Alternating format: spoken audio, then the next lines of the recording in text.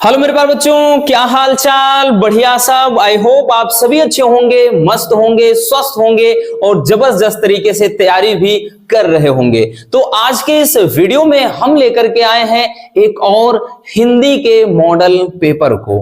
आपको भी पता है बच्चों कि हमारा एग्जाम नजदीक है और इस टाइम रसगुल्लों आपको ज्यादा से ज्यादा क्वेश्चन पेपर लगाने हैं। कोई भी सब्जेक्ट हो, हर एक सब्जेक्ट के ज्यादा से ज्यादा आपके को जो मॉडल पेपर है उनको सॉल्व करना पड़ेगा। क्योंकि बच्चों आप जितना ज्यादा मॉडल पेपर हल करेंगे, जितना ज्यादा क्वेश्चन पेपर आप सॉल्व करेंगे, उतना ही ज्यादा आपका आईक्यू लेवल बूस्ट होगा और चीजें उतनी ही ज्यादा आसान होगी।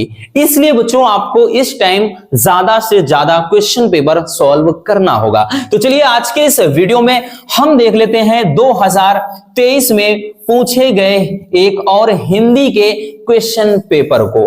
ठीक, हालांकि बच्चों अब की बार जो 2024 में आपका क्वेश्चन पेपर आएगा वो 2023 से डिफरेंट होगा।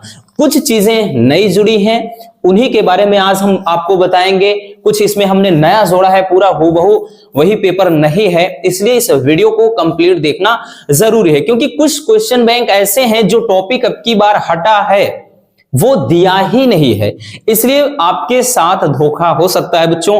इसलिए हम कह रहे हैं कि वीडियो को कंप्लीट जरूर देख लीजिएगा। तो चलिए हम देख लेते हैं आज के इस वीडियो में सामान्य हिंदी के क्वेश्चन पेपर को। संपूर्ण भाई ये क्वेश्चन पेपर आज हम सॉल्व करवाने वाले हैं। और आपको पता है बच्चों, जो हिंदी का क्वेश्चन पेपर है वो अपना 100 नंबर का पूछा जाएगा। ठीक, और ये जो हिंदी हमारा है वो एक स्कोरिंग सब्जेक्ट है। क्या है बच्चों? एक स्कोरिंग सब्जेक्ट माना जाता है हिंदी को। जो हिंदी का क्वेश्चन पेपर है ये पहला ही पेपर आपका हिंदी का है। लेकिन बच्चों अगर आपने अच्छे से तैयारी नहीं किया, इस पर फोकस नहीं किया, तो यूं समझिए आपके नंबर बहुत ज्यादा कम हो जाएंगे। क्योंकि ये एक स्कोरिंग सब्जेक्ट है, आपके नंबर को इंप्रूव करने में, आपके परसेंटेज को बेहतर बनाने में ये बहुत ही ज्यादा हेल्प करता है। जितना आप फोकस अदर सब्जेक्ट पर करते हैं, अगर उसका थोड़ा सा भी अगर आप ध्यान देंगे हिंदी पर, तो आपकी हिंदी बहुत ही बेहतर हो जाएगी। क्योंकि बहुत सारे बच्चे इसको हल्के में लेते हैं और वही ये भूल कर देते हैं, गलती कर देते हैं। और एग्जाम जब भाई आ जाता है तो वो सोचते हैं यार मैंने तो अच्छा किया था, नंबर कैसे कम हो गए, तो गलती करते हो। ठीक, तो आपको ये नहीं करना है। तो चलिए हम देख लेते हैं बच्चों हिंदी का ये क्वेश्चन पेपर। ठीक, 2023 में पूछा गया है।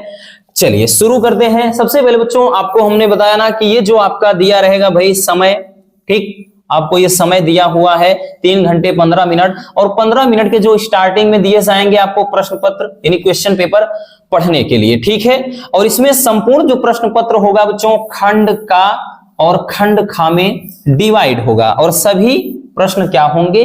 अनिवार्य होंगे। तो ये तो भाई आपको निर्देश बार बार बताने की जरूरत है नहीं, इतना तो आपको खुद ही पता होगा। ठीक है, चलिए अब हम क्वेश्चन पेपर की शुरुआत करते हैं, इसको सॉल्व करते हैं। ठीक, चलिए तो खंड का में आपके जो होंगे बच्चों आपके 5 क्वेश्चन होंगे। खंड का में आपके 5 क्वेश्चन होंगे और ये पांचों क्वेश्चन किससे होंगे? गद्य से। ठीक, गद्य साहित्य के इतिहास से होंगे, बहुविकल्पी प्रश्न। आप जितना ज्यादा मतलब प्रैक्टिस करेंगे उतना ही ज्यादा ये आसान होता है। इसके लिए और कोई ट्रिक नहीं है, जितना ज्यादा आप पूरा गद्य साहित्य का इतिहास जो क्वेश्चन बैंक के आगे के 2-4 पेज में देता है उसको अच्छे से एक बार पढ़ लेंगे तो ये फिक्स है बच्चों, आपका ये सारा का सारा क्वेश्चन उसी में से फंस जाता है। ठीक है, चलिए पहला क्वेश्चन कह रहा है कि भारतेंदु हरिश्चंद्र द्वारा संपादित पत्रिका कौन सी है? आपके ऑप्शन है हिंदी प्रदीप, कवि वचन सुधा, आनंद कादंबिनी या फिर ब्राह्मण। तो इसका जो सही विकल्प हो जाएगा बच्चों कवि वचन सुधा। ठीक, कवि वचन सुधा यही क्या हो जाएगा? सही विकल्प हो जाएगा। ठीक है, चलिए बच्चों तो अब हम देखते हैं नेक्स्ट क्वेश्चन को। अगला क्वेश्चन क्या कह रहा है? अगला क्वेश्चन खा में बोल रहा है कि श्रद्धा भक्ति यानी श्रद्धा और भक्ति भी बोल सकते हैं इसको, निबंध के लेखक कौन है? जो श्रद्धा भक्ति निबंध है इसके लेखक कौन है? आपके ऑप्शन है श्याम सुंदर दास, ठीक, दाम लिखा है, दास होना चाहिए। ठीक, उसके बाद गुलाब राय, रामचंद्र शुक्ल जी या विद्या निवास मिश्र। तो सही विकल्प हो जाएगा श्रद्धा भक्ति निबंध के लेखक कौन है? शुक्ल जी हैं। ठीक, आचार्य रामचंद्र शुक्ल। तो यही विकल्प क्या हो जाएगा? सही हो जाएगा। ठीक है, चलिए बच्चों अब देखते हैं नेक्स्ट क्वेश्चन को। अगला क्वेश्चन क्या था हमारा? अगला जो क्वेश्चन है गा, इसमें कह रहा है कि रंग भूमि। ठीक, रंग भूमि उपन्यास के लेखक कौन है? वृंदावन लाल वर्मा जी हैं, या फिर रामचंद्र मतलब जयशंकर प्रसाद जी हैं, या फिर प्रेमचंद्र जी हैं, या फिर बच्चों चतुरसेन शास्त्री जी हैं। तो इसका सही विकल्प क्या हो जाएगा? बताइएगा, इसका सही विकल्प क्या होगा? रंग भूमि। ठीक, उपन्यास के लेखक कौन है? तो मुंशी प्रेमचंद्र जी हैं। ठीक, इनकी बहुत सारी प्रसिद्ध रचनाएं हैं। जैसे में अगर हम बात करें बच्चों, पूछा जाता है, देखो गोदान गबन, ठीक, गोदान गबन, सेवा सदन, सेवा सदन, रंगभूमि, ठीक, करबला, ये सब के सब इनकी रचनाएं हैं। ध्यान देना, गोदान गबन, सेवा सदन, रंगभूमि, ठीक, कर्मभूमि, करबला, ये सब की सब रचनाएं मुंशी प्रेमचंद्र जी की है। ठीक है, इतना याद रखना बच्चों। ये भी भाई क्वेश्चन हो सकता है उठा ले, तो इनसे रिलेटेड जितनी प्रमुख रचनाएं हैं वो हमने लिख दिया है। अगला क्वेश्चन चलिए देखते हैं क्या कह रहा है। तो नेक्स्ट क्वेश्चन बच्चों यहां पर बोल रहा है कि कर्मनाशा की हार, कर्मनाशा की हार कहानी के लेखक कौन है? आपके विकल्प हैं शिव प्रसाद सिंह जी, या फिर जैनेन्द्र कुमार, या फिर यशपाल, या फिर काशीनाथ सिंह। तो कर्मनाशा की जो हार कहानी है वो शिव प्रसाद जी की है। ठीक, इनकी कहानी है बच्चों, शिव प्रसाद जी की कहानी है कर्मनाशा की हार। बात समझ में आई? चलिए अब देखते हैं हम नेक्स्ट क्वेश्चन को। अगला क्वेश्चन क्या बोल रहा है बच्चों? अगला क्वेश्चन बोल रहा है कि राष्ट्र का स्वरूप निबंध, राष्ट्र का स्वरूप निबंध वासुदेव शरण अग्रवाल के किस निबंध संग्रह से लिया गया है? यानी जो राष्ट्र का स्वरूप ये निबंध है, ये कह रहा है कि किस निबंध संग्रह से लिया गया है? आपके ऑप्शन है पृथ्वीपुत्र, कल्पवृक्ष, भारत की एकता, या फिर कला और संस्कृति। तो इसका विकल्प होना चाहिए भाई हमारे ख्याल से है पृथ्वीपुत्र। अगर गलत होगा बच्चों तो भाई आरोप मत थोपिएगा कि गलत पढ़ा रहे हैं, है ना। अगर भाई हो जाता है कभी कभार, ठीक, क्योंकि हम बहुत बड़े आइंस्टाइन तो है नहीं, है ना, इतना याद रखना। तो पृथ्वीपुत्र इसका सही विकल्प होगा।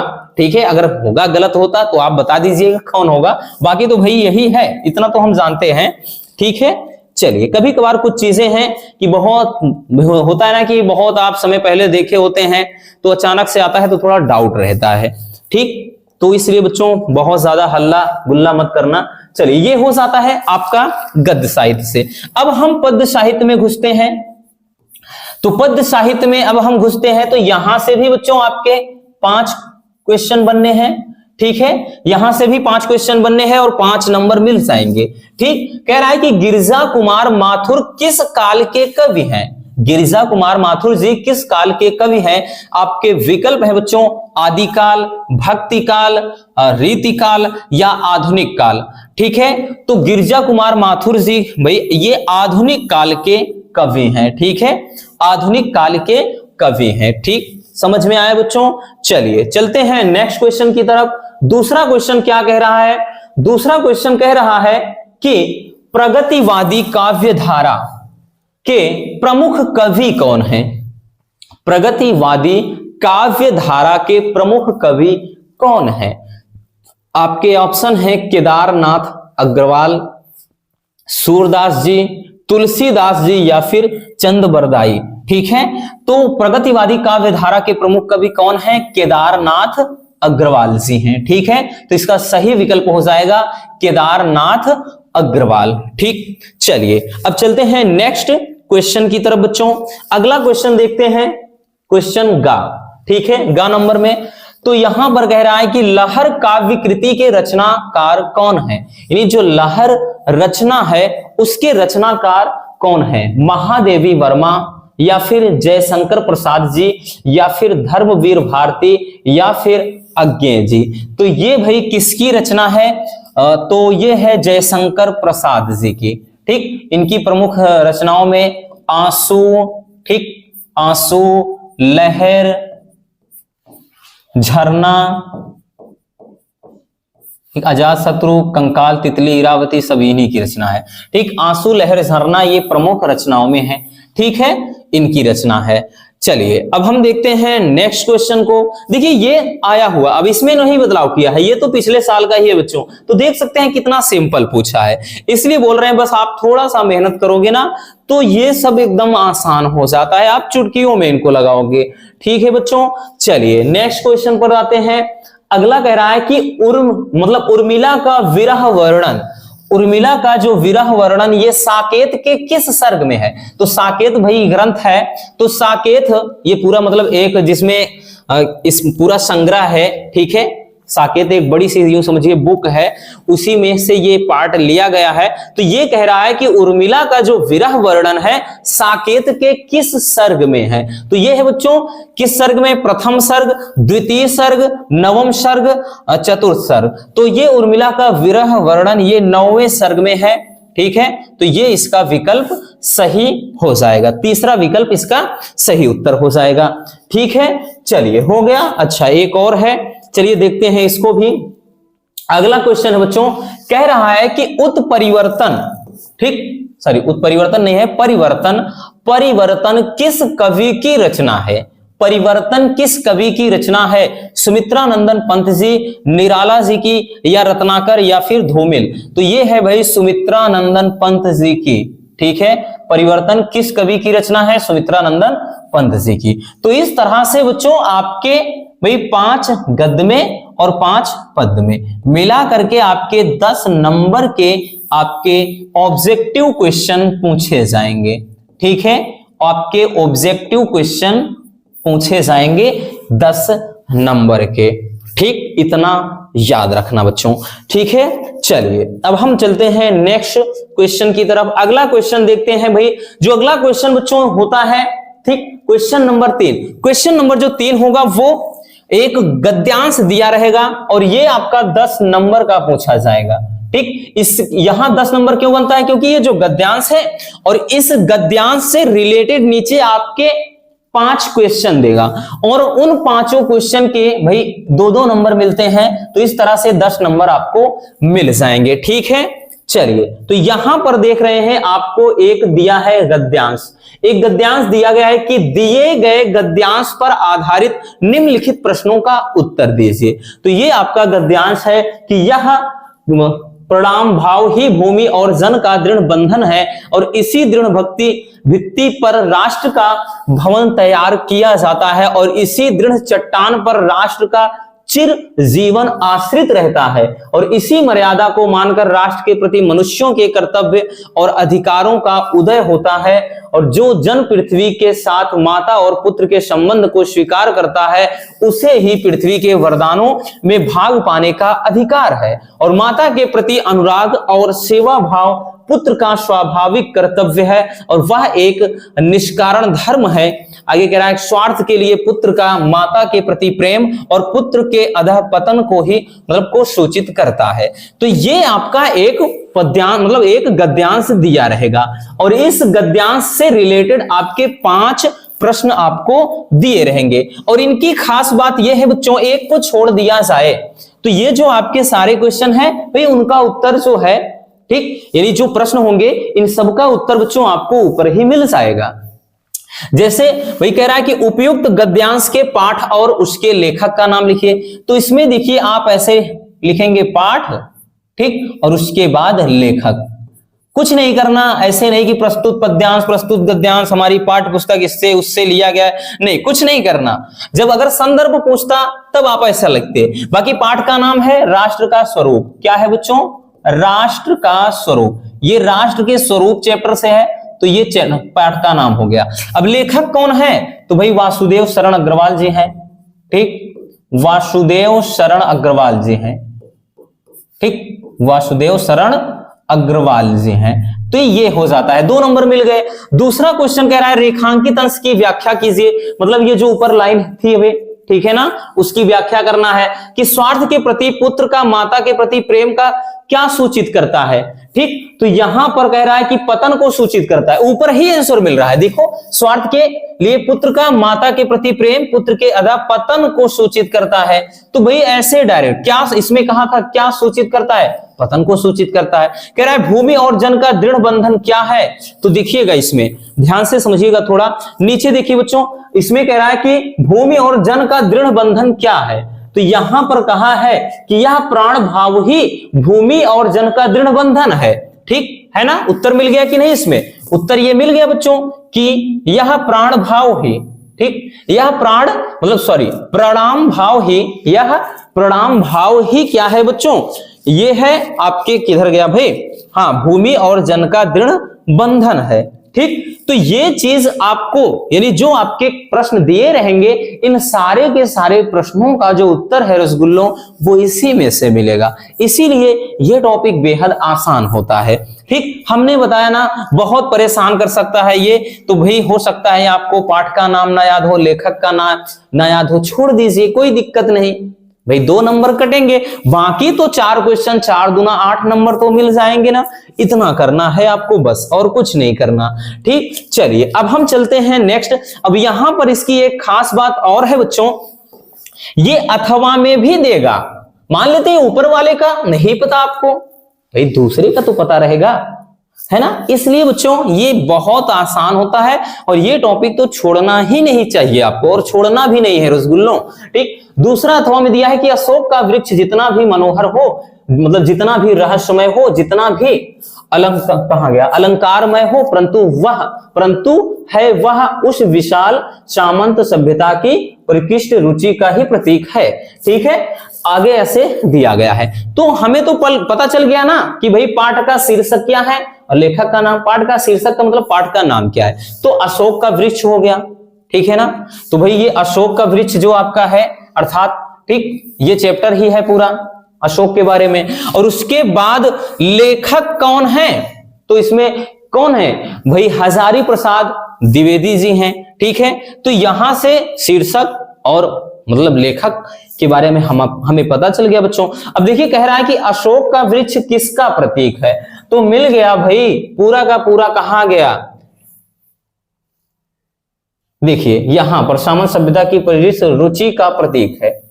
ठीक, दे दिया कि नहीं। तो अगला क्वेश्चन जैसे दिया है कि लाखों करोड़ों की उपेक्षा से कौन समृद्ध हुई थी, तो आप पढ़ सकते हैं। देखिए इसमें दिया है भाई लाखों करोड़ों की बात है, तो इसको आगे पीछे पढ़ेंगे तो पता चल जाएगा कि किसके बारे में बात कर रहा है। ठीक, तो इस तरह से आपको क्या करना है, प्रश्नों को पहले ढंग से, ये गद्यांश दिया है उसको पढ़ना है, फिर उससे रिलेटेड बच्चों जो नीचे प्रश्न दिए उनको पढ़ना है, फिर इसी में से आपको उत्तर मिलाना है। तो ये तो इंटरेस्टिंग होता है ना, इसमें भाई क्या कुछ करना है नहीं, बस एक बार अच्छे से पढ़ो, आपको 10 नंबर फ्री के मिल गए। ठीक है, चलिए नेक्स्ट क्वेश्चन पर चलते हैं बच्चों।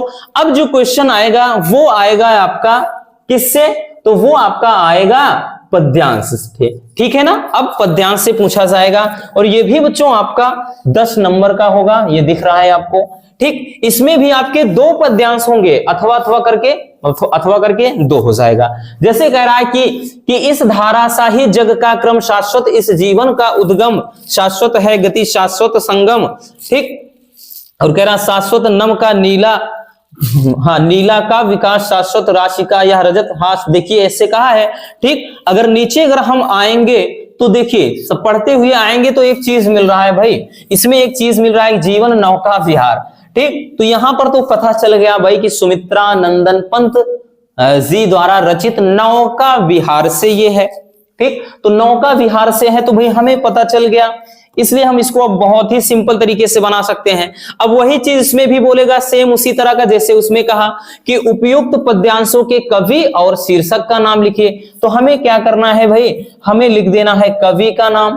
तो ऐसे हम लिख देंगे कवि और उसके बाद यहां शीर्षक का नाम, शीर्षक बोले तो पाठ का नाम। ठीक, तो कवि कौन है, तो कवि है बच्चों सुमित्रा नंदन पंत जी। ठीक, सुमित्रा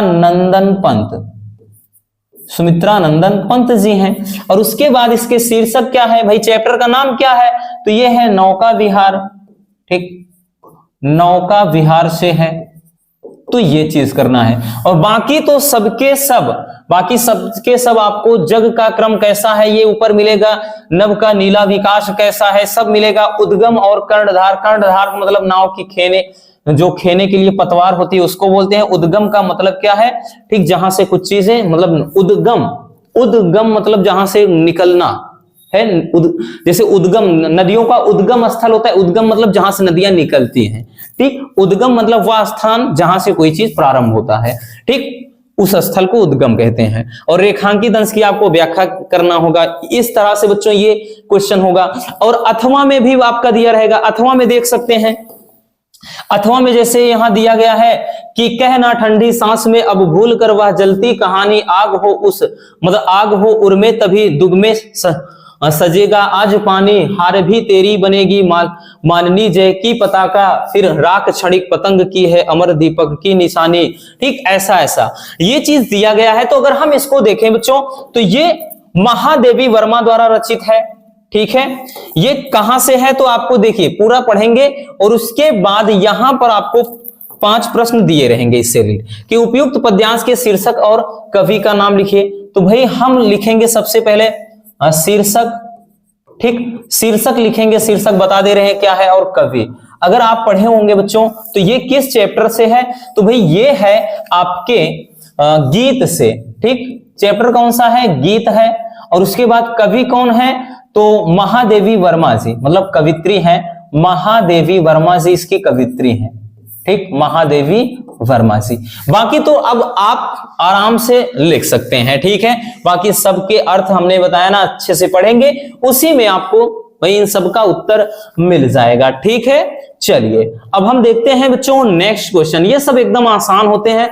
अब जो शुरू होता है खेल, जो मेन खेल होता है ना, प्रमुख खेल, वो शुरू यहां से होता है क्वेश्चन नंबर 5 से। क्वेश्चन नंबर 5 में बच्चों क्या कहेगा, 5 के का में निम्नलिखित में किसी एक लेखक का साहित्यिक परिचय देते हुए उनकी प्रमुख कृतियों का उल्लेख करना है। जैसे प्रोफेसर जी सुंदर रेड्डी जी हैं, हजारी प्रसाद द्विवेदी जी हैं और वासुदेव शरण अग्रवाल जी हैं। तो इन तीनों में किन्हीं एक का, और सबसे जरूरी बात वो है बच्चों जो यहां पर लिखी हुई है, ठीक। ये बेहद जरूरी है कि जो अधिकतम शब्द सीमा है आपको 80 शब्द लिखना है। इतना याद रखना, ये चीज लिखा है साफ साफ, ठीक, कि 80 शब्द सीमा मतलब ये है कि आपको 80 शब्दों में निपटाना है। 100 हो जाए कोई दिक्कत नहीं, बट ज्यादा नहीं होने चाहिए और उससे कम भी नहीं होना चाहिए, ठीक है। इतना याद रखना, तो ये चीज हो जाता है। और इसके आपको 5 नंबर मिलेंगे, ठीक। चलिए उसके बाद हम बात करें बच्चों, तो ये तो आपका गद्यांश से है। इसी तरह आपका भाई पद्यांश से भी तो पूछा जाएगा 5 नंबर का किसी एक मतलब लेखक का, ठीक है ना। जैसे यहां पर है, अच्छा इसके पहले वो भाई एक मिनट, हाँ, किसी एक लेखक का में से खा में, हाँ ठीक है, ठीक। चलिए तो देखिए खामे बच्चों, इसमें भी कह रहा किसी एक जो कवि का मतलब ये कवि आपके पद में से है, तो इनके यहाँ पर लेखक है, बाकी कोई दिक्कत नहीं। उनकी साहित्यिक परिचय लिखते हुए उनकी प्रमुख कृतियों के बारे में लिखना है। तो मैथिली शरण गुप्त जी के बारे में लिखना है, या जयशंकर प्रसाद जी या अज्ञे जी के बारे में, ठीक। इसमें भी वही चीज, अधिकतम शब्द सीमा 80 होना चाहिए, ठीक है। ये इसमें किसी एक का आपको जीवन परिचय, और जीवन परिचय भी लिखना होता है। बहुत सारे बच्चे इसी में कंफ्यूज होते हैं कि सर लिखें कि ना लिखें। बिल्कुल लिखना होता है बच्चों, जीवन परिचय भी लिखते हैं, लेकिन ज्यादा साहित्यिक परिचय लिखा जाता है। फिर उसके बाद कृतियां, यानी उनकी जो रचनाएं हैं, ठीक है। चलिए बाकी नेक्स्ट क्वेश्चन देखते हैं बच्चों। नेक्स्ट क्वेश्चन जो होगा क्वेश्चन नंबर 6, क्वेश्चन नंबर जो 6 होगा वो आपका कहानी से होगा। क्वेश्चन नंबर जो 6 होगा, ध्रुव यात्रा अथवा पंचलाइट की कथा वस्तु का सार लिखना है, ठीक है। हमने कहा ना ये सब छोड़िए, अब की बार एक हटा है शायद, उसको नहीं देखना है, लेकिन अब की बार आपको याद क्या करना है, पंचलाइट देखना है, बहादुर देखना है। 2 देख लीजिए बस काम हो जाएगा, इसके अलावा कुछ भी नहीं देखना। और भी देखना चाहते लाठी देख सकते हैं, कोई दिक्कत नहीं, ठीक है। तो प्रमुख में हमने बताया पंचलाइट देख लीजिए, बहादुर देख लीजिए, ये दोनों ही देख लीजिए, काम हो जाएगा। और इसको भी ध्यान देना है बच्चों, ये अधिकतम शब्द जो सीमा है वो कितना रखना है, 80 शब्द रखना है ना, ये चीज बोला है इधर। और बाकी बच्चों अथवा में भाई मान लेते हैं कि इसकी कहानी आपको नहीं लिखना है, अथवा में आप उद्देश्य लिख दीजिए, बहादुर कहानी का उद्देश्य, ठीक है ना। उद्देश्य कैसे लिखते हैं, बहुत सारे बच्चे इसके लिए पूछ रहे थे, चलिए ला देंगे। अगर वीडियो अगर आपको लोगों को चाहिए तो कमेंट कर दीजिएगा, अगर कमेंट आता है तब हम इस पे वीडियो बना देंगे, ठीक, इसके उद्देश्य पर कि कहानी का उद्देश्य कैसे लिखते हैं, क्योंकि उद्देश्य वाला ज्यादा आसान होता है बच्चों, क्योंकि जो कहानी होती है आप कितना भी छोटा करोगे वो 150 शब्द तक तो पहुंच ही जाती है, और यहां पर दिया होता है अधिकतम शब्द सीमा 80, तो आप चाहे जितना कटिंग करोगे वो उतना पहुंच जाता है। इसलिए अगर आप उद्देश्य लिखते हो ना तो 70-80 शब्द में निपटा दोगे, 70 नहीं लिखना, 80 तो लिखना ही पड़ेगा, ठीक। चलिए उसके बाद बच्चों क्वेश्चन नंबर 7, जो क्वेश्चन नंबर 7 होगा वो आपका होगा स्वपठित खंड काव्य के आधार पर, ये आपके जितने दिए रहेंगे किसी एक, ठीक है ना, किसी एक के प्रश्नों को उत्तर देना है, 5 नंबर में पूछा जाएगा। इसमें भी सेम चीज है कि अधिकतम शब्द सीमा ये चीज लिखना है। जैसे भाई जहां पर मुक्ति यज्ञ चलता है उसकी कथा वस्तु लिखिए, कहानी लिखिए, अथवा कह रहा है कि इसके नायक का चरित्र चित्रण, या फिर जहां पर सत्य की जीत चलती है, सत्य की जीत के आधार पर द्रौपदी का कह रहा है चरित्र चित्रण लिखिए, अथवा कह रहा है कि सत्य जीत के खंड काव्य की कथा वस्तु लिखना है। तो जहां पर भाई जिस डिस्ट्रिक्ट में जो चलता है वहां तो आपको मालूम होगा, आप उस अनुसार करिएगा, ऐसा नहीं कि भाई आपको सब करना है, नहीं, जहां पर जो चलता है वो आपको करना है, ठीक है। चलिए तो आपके क्वेश्चन बैंक में दिया भी रहता है, जैसे यहां पर देख सकते हैं कि भाई रश्मि रथी है, ठीक, आलोक वृत्त, जैसे हमारे यहाँ तो आलोक वृत्त चलता है तो इसमें गांधी जी का चित्रण लिखना है, ठीक है, चारित्रिक विशेषताएं, अथवा कह रहा है कि कहानी का पूरा कथा वस्तु लिखिए, ठीक। तो इस तरह से बाकी आप देख सकते हैं श्रवण कुमार जी भी हैं, ठीक, त्यागपति भी है, ये चीज। फिर अब शुरुआत यहां से, ये खत्म होते ही शुरुआत हो जाती है खंड खा की, और खंड खा में आपके क्या होते हैं चलिए वो देखते हैं। तो खंड खा में जो पहला क्वेश्चन होता है, ठीक है, ये संस्कृत गद्यांश होगा, ठीक। इसमें भी एक ये फायदा है बच्चों कि इसमें भी आपके 2 होते हैं भाई, अथवा अथवा करके इसमें भी 2 होते हैं, जैसे एक दे दिया है ये, ठीक, कि बौद्ध युगे इमे सिद्धांता, ठीक है ना, ये चीज दे दिया है आपका। और उसके बाद अगर आप नीचे जाएंगे तो आर करके यानी अथवा करके एक और भी दे दिया है बच्चों, अथवा करके एक और भी दे दिया है, कह रहा है कि याज्ञवल्क्य उवाच ना वा अरे मैत्रेय पत्यु कामाय पति प्रियो भवति, ठीक है, ये दे दिया है, ठीक। तो इन दोनों में से किसी एक का आपको संदर्भ सहित ये पूरा क्या लिखना है, अर्थ लिखना है, ठीक है। अब उसके बाद बाकी बात करें बच्चों तो आपका आता है श्लोक, ठीक है। खा में क्या होगा, खा के अंतर्गत आपका श्लोक होगा, तो संस्कृत श्लोक में से भी कोई एक होगा, और सब ये दोनों 7 नंबर के होंगे, ठीक। दोनों का मतलब ये भी श्लोक वाला भी और इसके पहले भी जो हमने देखा वो भी 7 नंबर का पूछा जाएगा। जैसे यहां पर दिया है भाई 2 श्लोक दे दिए हैं अथवा में करके, और दोनों में से किसी एक का संदर्भ सहित हिंदी में अनुवाद करना है। जैसे दिया है कि भाई काव्य शास्त्र विनोदेन कालो गच्छति धीमताम व्यसनेन चा मूर्खाणाम निद्रा कलहेन वा, ठीक है, कि देखो कह रहा है कि काव्य शास्त्र विनोदेन, कि जो काव्य विनोदेन कालो गच्छति धीमताम, ठीक, कि कह रहा है कि जो विद्वान पुरुष होते हैं, ठीक, जो विद्वान पुरुष होते हैं उनका जो समय होता है काव्य शास्त्रों का अध्ययन करने में, यानी काव्य शास्त्रों के अध्ययन में या उनके आनंद में ही उनका समय बीत जाता है। लेकिन जो मतलब मूर्ख व्यक्ति होते हैं उनका समय किस में, लड़ाई झगड़े में, मतलब व्यसन का मतलब नशा वगैरह हो जाता है, ठीक, और व्यसन मतलब व्यसन में बीतता है, निद्रा सोने में चला जाता है, कलहेन व लड़ाई झगड़े में बीत जाता है, ठीक। मूर्ख व्यक्तियों का समय इसमें जाता है, या तो वो व्यसन का मतलब कोई चीज का लत लगा देना, जुआ खेलना, ठीक है ना, अब नशा करना, मादक पदार्थ लेना, कुछ भी लिख सकते हैं। और निद्रा मतलब सोने में बस सोते रहते हैं घोड़े बेच के, या फिर लड़ाई झगड़े में बीत जाता है, ठीक। अथवा में बच्चों ये दिया है कि परोक्षे कार्य हंतारम प्रत्यक्षे प्रियवादिनम वर्जते तादृशम मित्रम विष कुंभम पयोमुखम, कह रहा है कि परोक्षे कार्य हंतारम और प्रत्यक्षे प्रियवादिनम, कि भाई कह रहा है कि जो आपके पीठ पीछे आपका काम बिगाड़ते हो और सामने मीठा बोलते हो, ठीक, जो पीठ पीछे यानी पीठ पीछे छुरा आपके घोंपने का काम करें और सामने मीठा मीठा बोले, यार तुम तो बहुत अच्छे हो, ठीक, तुम्हारे जैसा कोई नहीं है, और पीठ पीछे की वो है रणनीति लगाते रहें, ठीक है, कि कब इसको मारना है, कैसे मारना है, इसको कैसे नीचे गिराना है, ठीक, इसका क्या करना है, प्लानिंग करते रहे। तो ऐसे मित्र को कह रहा है उसी प्रकार छोड़ देना चाहिए जैसे विष से भरे हुए और मुख पर दूध लगे हुए घड़े को त्याग दिया जाता है। भाई अंदर से जहर होता है, ऊपर दूध लगा होता है, देखने में सबको लगेगा यार दूध है। उसी तरह ऐसे मित्र को भाई देखकर तो यही लगता है यार तो बहुत अच्छा मित्र है, मेरी हमेशा बड़ाई करता है, लेकिन पीठ पीछे तो उसके अंदर जहर भरा हुआ है ना।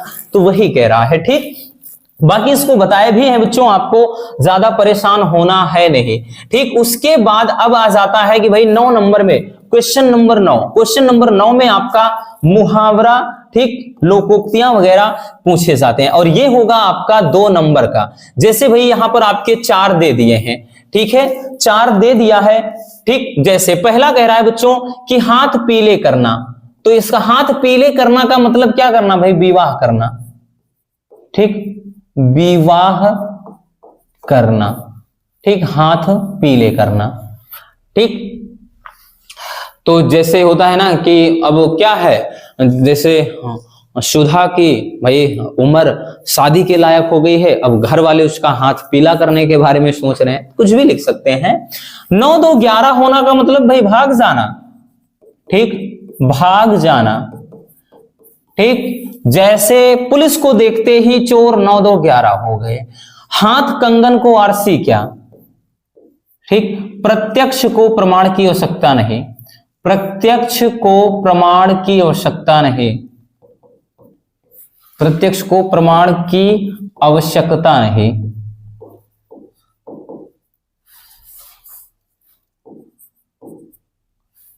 क्या लिख रहे हैं भाई, आवश्यकता नहीं, प्रत्यक्ष को प्रमाण की आवश्यकता नहीं, ये चीज होता है। एक और इसका होता है भाई बिल्कुल पढ़ा लिखा ना होना, लेकिन वो चीज नहीं होगा, प्रत्यक्ष को प्रमाण की जरूरत नहीं। भाई जो चीजें हैं, ठीक, जो चीज सही है उसके लिए कोई सबूत की जरूरत होती नहीं है, ठीक है ना, वो चीज, ठीक। जैसे भाई यहां लिख सकते हैं कि रमा ने महेश को कहा कि तुम एक बार मेरे हाथ का बनाया हुआ खाना खा लो, उसके बाद तो हाथ कंगन को आरसी क्या, फिर तो बताने की जरूरत ही नहीं है कि कितना अच्छा है कितना है, तुम समझ जाओगे। अगला है कि अपना उल्लू सीधा करना, तो भाई अपना उल्लू सीधा करना का मतलब अपना काम निकालना, ठीक, अपना काम निकालना, अपना काम निकालना का मतलब होता है, ठीक, अपना उल्लू सीधा करना, कि आज भाई ये तो मतलबी दुनिया है, आज के समय में हर एक व्यक्ति बस अपना ही उल्लू सीधा करने में लगा हुआ है। बात समझ में आई बच्चों? चलिए ये हो जाता है, ठीक है। तो आप ऐसे किसी एक का, भाई किसी एक का ही करना, हम तो सबका हल करवा दिए हैं, अब गलती से भी वहां सबका हल मत कर देना बच्चों, नहीं तो धोखा हो जाएगा, जो नंबर मिलने होंगे वो भी कट जाएंगे। अब 10 क्वेश्चन नंबर जो 10 होगा, यही क्वेश्चन, इसी क्वेश्चन की बात हम कर रहे थे, इसी के बारे में। तो ये बच्चों आपका जो पिछले साल आपका संधि विच्छेद और विभक्ति और वचन वाला पूछा जाता था, उसी के जगह पर इसको पूछ लिया है, ठीक, उसी के जगह पर अब बच्चों आपका जो 10 नंबर पर क्वेश्चन आएगा वो अपठित गद्यांश या फिर एक पद्यांश दे देगा। जैसे अंग्रेजी में पहला ही क्वेश्चन होता है ना अनसीन पैसेज, उसी तरह का हिंदी में भी एक अपठित गद्यांश और या फिर पद्यांश पूछा जाएगा, उसको ढंग से पढ़िए और उससे रिलेटेड आपके नीचे 3 क्वेश्चन दिए रहेंगे और उन तीनों के आपको 5 नंबर मिलेंगे। तो जैसे यहां पर दिया गया है, एक क्वेश्चन देख ले हैं, ठीक है, एक क्वेश्चन दिया गया है बच्चों, जैसे दिया है ना अपठित गद्यांश पर आधारित निम्नलिखित प्रश्नों का उत्तर दीजिए। और इसकी भी एक खास बात यह है भाई, ये भी अथवा में आएगा। जैसे यहां पर क्वेश्चन दिया है कि दरअसल हम अपनी समस्याओं की चर्चा बहुत बढ़ा चढ़ाकर करते हैं और समस्याएं आने पर हम दूसरों की सहानुभूति चाहते हैं, तो ऐसा दिया गया है बच्चों। अगर आप देखेंगे ये पूरा आप गद्यांश पढ़ेंगे और नीचे आपको बच्चों ये प्रश्न दिया रहेगा, ठीक। इससे रिलेटेड अगर हम ध्यान दें तो यहां पर आपके 1 2 3 प्रश्न दिए हुए हैं। कह रहा है कि समस्या का हल कहां होता है, ठीक है, समस्या का हल कहां होता है तो आपको देखना है। चलिए ये मिल गया भाई, एक तो ऐसे ही मिल गया अंदाजे में, किसी भी समस्या का हल उसकी जड़ में होता है। तो भाई ऐसे मिलेगा, आप इसको एक बार अच्छे से पढ़ लोगे ना बच्चों, 100 में 100% रसगुल्लों ये टॉपिक आप करके ही आओगे, इसमें कहीं से भी आपको दिक्कत नहीं होगी। एक बार अच्छे से पढ़ लोगे, जैसे ही ये क्वेश्चन पढ़ोगे जुबान पर आंसर आ जाएगा। ठीक, तो वही चीज है भाई, समस्या का हल कहां होता है, मिल गया ना। जैसे अगला, किस उपाय से हमारी समस्या सुलझ सकती है, तो भैया इसको पढ़ना पड़ेगा ना कि किस उपाय से हमारी समस्या सुलझ सकती है। ठीक, अच्छे से पढ़ेंगे तभी आपको पता चलेगा। अगला कह रहा है हथियार डालने का अर्थ क्या है, तो भाई हथियार डालने का मतलब है बच्चों हार मान लेना। ठीक, क्या होता है, हार मान लेना, ये हथियार डालने का मतलब हो जाता है। अथवा में भाई एक और दे दिया है, मान लेते हैं ये वाला आपको नहीं आ रहा, आप दूसरा कर दीजिए। अब ऐसा तो है नहीं कि ना आए, सब हो जाता है बच्चों, आसान होता है। अथवा में भी एक दे दिया है कि जिसके जीवन में जितने अधिक दुख होते हैं वह उतना ही सबल होकर दुख की यात्रा पर निकलता है। ठीक है, क्योंकि दुख विपरीत स्थितियों को जूझने की क्षमता का विकास कर हमारी ऊर्जा को जगाते हैं। और उसके बाद ये पूरा दिया गया है, जब आप पढ़ेंगे तो इसमें प्रश्न आपको फिर दिखाई पड़ेंगे। ठीक है ना, तो दोनों में कोई एक करना है, ये अथवा भाई ऊपर वाला जो था, और ये तो ये, आपको दोनों में केवल एक ही करना है, नहीं दोनों करने बैठ जाओ ना, ऐसा नहीं करना बच्चों। जैसे कौन सबल होकर कह रहा है कि सुख की यात्रा पर निकलता है, तो भाई कौन सबल होकर, चलिए देखते हैं। ठीक, कहां पर कहा गया भाई, जिसके जीवन में जितने अधिक दुख होते हैं वह उतना ही सबल होकर सुख की यात्रा पर निकल जाता है। पहले में ही तो उत्तर मिल गया ना कि भाई जिसके जीवन में जितना अधिक दुख होता है वही बच्चों उतना ही सबल होकर दुख मतलब सुख की यात्रा पर निकल जाता है। तो यूं देखिए, ऊपर ऊपर ही पढ़ करके उत्तर मिल जा रहा है। अगला कह रहा है कि मौसम की विषमता से क्या अभिप्राय है। देखिए मौसम की विषमता, विषमता का मतलब क्या होता है बच्चों। ठीक, देखिए मौसम की विषमता कह रहा है, विषमता का मतलब मौसम की विपरीतता, विपरीतता होता है। ठीक, विषमता।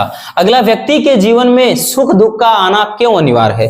ठीक, तो भाई सुख दुख का आना क्यों अनिवार्य है, जब आप इसको अच्छे से पढ़ेंगे तभी कह रहा है कि भाई पता चल जाता है। ठीक है ना, देखिए कहा भी गया है कि एक के अभाव में दूसरे में आनंद कहां। ठीक है, इसमें कहा रहा भाई। ठीक, बाकी इसको पढ़ेंगे तभी पता चलेगा कि भाई सुख दुख आना जीवन में क्यों आवश्यक है। ठीक, चलिए, तो ये चीज होता है बच्चों। तो आपका जो संधि विच्छेद वाला था वो टॉपिक हट गया है, उसके स्थान पर यही पूछा जाएगा। अब 11 नंबर का जो क्वेश्चन होगा, यानी 11 नंबर में क्वेश्चन बच्चों, अब यहां से आपके पूरा ये जो व्याकरण की तरह होते हैं सारे के सारे क्वेश्चन होंगे, उसमें से कह रहा है कि अविराम अभिराम, मतलब ये आपका शब्द युग्म वाला है। तो शब्द युग्म में इसमें कह रहा है कि कौन सा सही है, अविराम और अभिराम में। तो अविराम अभिराम, बिना रोक के और सुंदर, लगातार और कुरूप, अनवरत और अनाकर्षक, सुंदर और आकर्षक। अविराम का मतलब बिना रुकावट के या बिना रोक के। ठीक, अभिराम का मतलब सुंदर, तो बिना रोक के और सुंदर, यही विकल्प क्या हो जाएगा, सही हो जाएगा। ठीक है, चलिए बच्चों आगे देखते हैं। अगला क्वेश्चन क्या कह रहा है भाई, अगला क्वेश्चन भी इसी में से है, शब्द युग में से, अन्य और अन्य। ठीक, अन्य और अन्य, तो अन्न का मतलब अनाज होता है, अनाज और दूसरा भोजन और अनेक, बेकार और दूसरा अनाज और भोजन, अन्य का मतलब दूसरा, तो अनाज और दूसरा, इसका जो सही विकल्प हो जाएगा वो भी ए ही होगा, यानी पहला आ वाला। ठीक है, तो ये हो जाएगा। ठीक, चलिए नेक्स्ट क्वेश्चन पर चलते हैं बच्चों। अगला क्वेश्चन देखते हैं क्या है, कह रहा है कि निम्नलिखित शब्दों में से किसी एक के 2 सही अर्थ लिखना है, और किसी एक के 3 दिया है, किसी एक का करना है बच्चों, और आपको 2 नंबर मिल जाएंगे। ठीक, तो काल, काल का मतलब रसगुल्लों समय होता है, काल का मतलब समय होता है, और काल का मतलब एक मृत्यु भी होता है। कहते नहीं कि तुम्हारा काल घेरा है, एक मृत्यु भी होता है, वक्त आप लिख सकते हैं। ठीक, कुछ भी। तो भाई आपको 2 लिखना है किसी एक का, हम तो 3 लिख दिए हैं, कोई दिक्कत नहीं, बट आपको नहीं लिखना है, भले आपको कितना भी याद हो 2 ही लिखना है आपको। जड़, जड़ का मतलब होता है एक तो भाई मूर्ख होता है, एक तो जड़ का मतलब मूर्ख होता है, ठीक, अज्ञानी जिसको बोल सकते हैं अज्ञानी, और एक मतलब जड़ का मतलब मूल होता है, मूल या एक कारण होता है, ठीक, मूल का कारण, मूल का मतलब जो पौधे की जड़ें होती हैं, वृक्ष की जड़ें, वो जड़, और एक मूल का कारण होता है, ठीक है ना ये चीज। तो बाकी आपको इतना याद रखना है, ठीक है, केवल 2 लिखना होगा, इतना याद रखिए। ये आपके घुमा फिराकर वही मिलाकर ऐसे ही बार बार रिपीट होते रहते हैं। चपला का मतलब क्या होता है बच्चों, ठीक, चपला जैसे बिजली का है,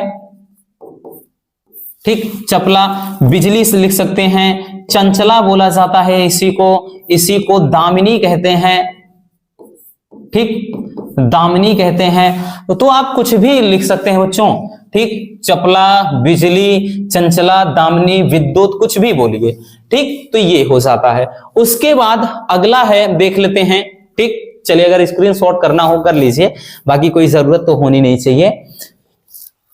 अगला है बच्चों गामे। इसमें कह रहा है कि निम्नलिखित वाक्यांशों के लिए एक सही शब्द का चयन करके लिखना है। 1 नंबर का है ये, ठीक, जो वंदना करने योग्य हो, वंदनीय, पूजनीय, सम्माननीय, आदरणीय। तो भाई वंदना करने के योग्य वंदनीय कहलाएगा, है ना। सिंपल सा है बच्चों, बहुत ज्यादा ये डिफिकल्ट होते नहीं हैं, आप इजिली इनको सॉल्व कर सकते हैं।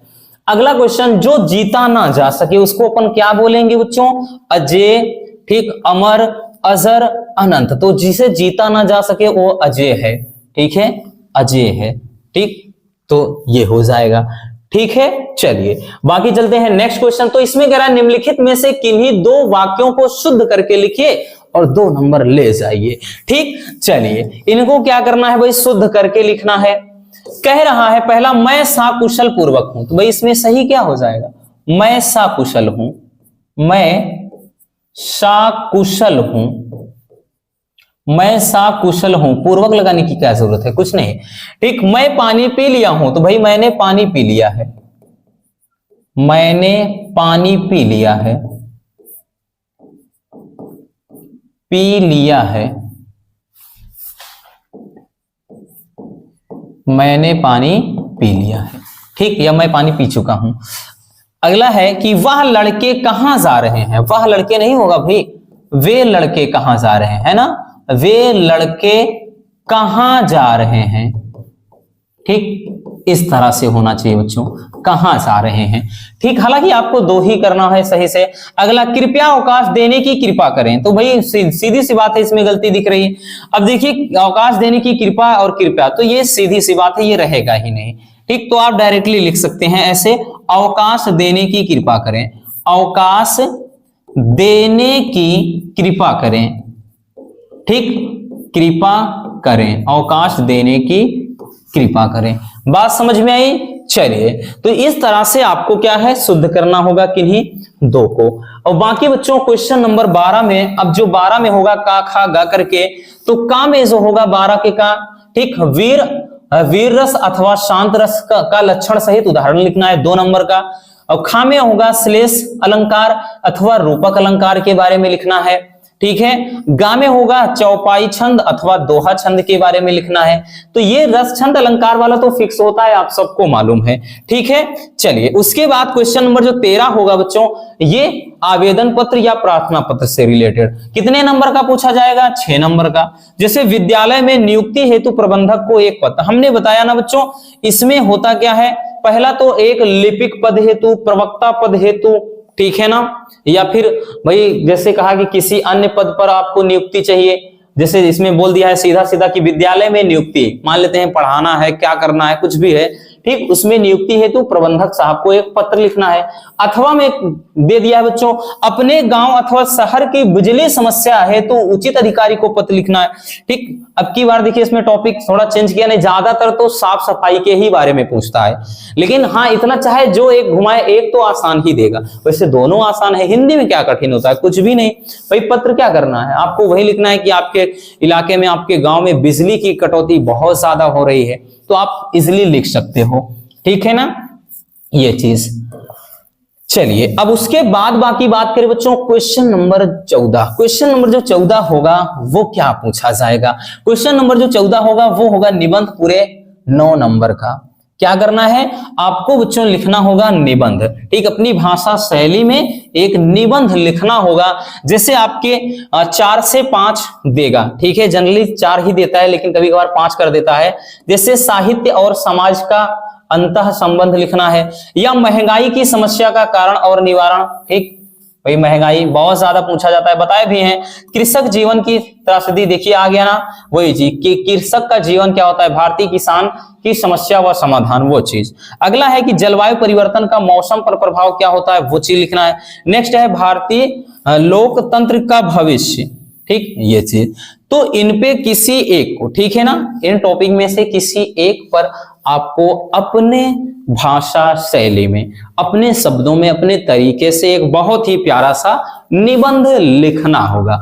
तो इस तरह का आपका हिंदी का पूरा क्वेश्चन पेपर पूछा जाएगा। ठीक, आई होप कि इससे आपको बहुत ही ज्यादा आइडिया लग गया होगा कि किस तरह से क्वेश्चन को सॉल्व करना है, क्या करना है। जल्द ही हम आपको बताएंगे कि बोर्ड एग्जाम में कॉपी कैसे लिखना है, ताकि अगर आपकी लिखावट भी थोड़ा भाई बहुत अच्छी नहीं है ना, मान लेते हैं थोड़ा ठीक ठाक है बस, तब भी आपको अच्छे नंबर मिलेंगे।